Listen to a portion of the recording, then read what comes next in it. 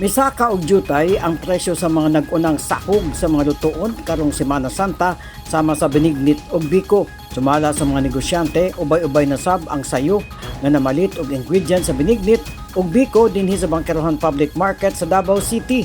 Ay, nagtaas gyud. Super gyud nagtaas gyud kayo. Tanan gyud nagtaas.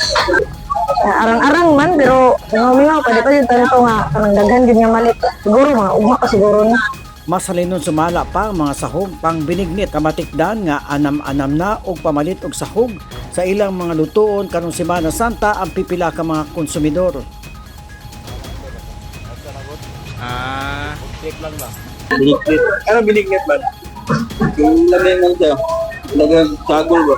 As of April 1, 2026, anaa sa tag 80 pesos matag kilo sa sago, 100 pesos kada kilo sa landang, 60 pesos per kilo sa malagkit ug malagkit powder, asukal nga tag 60 pesos sab ang per kilo.